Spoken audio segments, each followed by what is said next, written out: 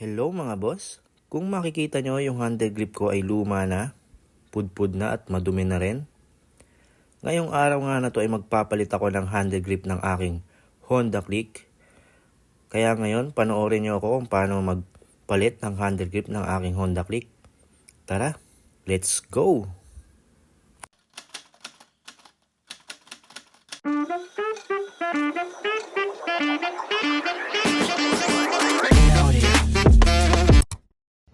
Una ang gagawin dyan mga boss, tinanggal ko yung nasa kaliwang part ng aking motor, yung handle grip sa kaliwa. Ang pagtanggal niyan mga boss ay ganyan lang po. Ikutin nyo lang po ng pahila. Dahan-dahan lang. Ayan, malambot lang naman yan mga boss. Madali lang mahila yan. Tapos sunod naman dyan, yung kanan. Yung kanan mga boss, ang pagtanggal niyan ay parang hihiklatin nyo. Tapos hila lang dahan-dahan. Ayan, kagaya ng ginagawa ko. Kasi nandyan yung throttle. Ayan, ganyan lang mga boss. O, madali lang, di ba? Tapos, kuha tayong WD-40 kasi yung may part dyan na may kinalawang, punasan lang natin para maging makinis yung kakabitan ng ating bagong handle grip. Para malinis lang. Ganyan lang po. Ayan. Sprayan lang natin yung may mga konting dumi at saka kalawang para matanggal.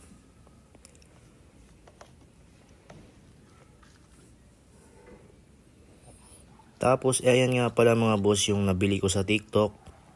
Halagang 62 pesos na handle grip. Yung grippy grip Daytona. Kulay red yung aking pinili. At ang tatandaan nyo dyan mga boss, yung malaking butas, dun yan sa may kanan. So yung sa may throttle. Tapos yung kaliwa, yung naman, yung maliit na butas, yun yung sa may kaliwang part ng ating motor. Yun ang ilalagay natin sa kaliwa. At sa pagkakabit niyan mga boss, dapat mababasa natin ng yung ating yung Daytona nakaharap sa atin yan. Yung nababasa natin.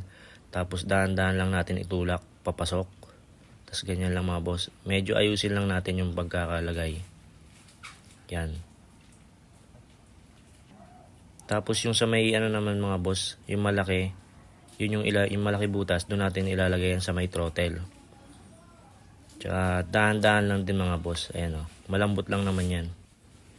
Maganda yung nabili natin na handle grip. Sulit naman kahit 62 pesos lang yung bili ko dyan. Ayan smooth na smooth lang ipasok, hindi ka pa hihirapan. Dahan-dahan lang yan. Di ba? Saglit lang yan mga boss. Madali lang magpalit ng handle grip ng ating mga Honda Click. Ayan, okay na. Ganyan lang po mga boss magpalit ng handle grip. Okay.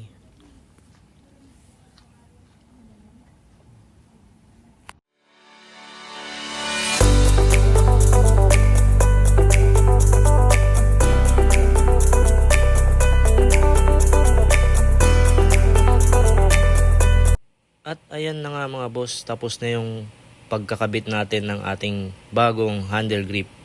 Sa halagang 62 pesos, pumogi na ulit yung ating motor. Nakadagdag pogi yung ganyang handle grip mga boss. Kaya kung nagustuhan nyo tong video na to mga boss, huwag nyong kalimutan mag-like at mag-share at mag-subscribe na rin kayo sa aking channel para updated kayo sa mga video na aking gagawin. Maraming salamat!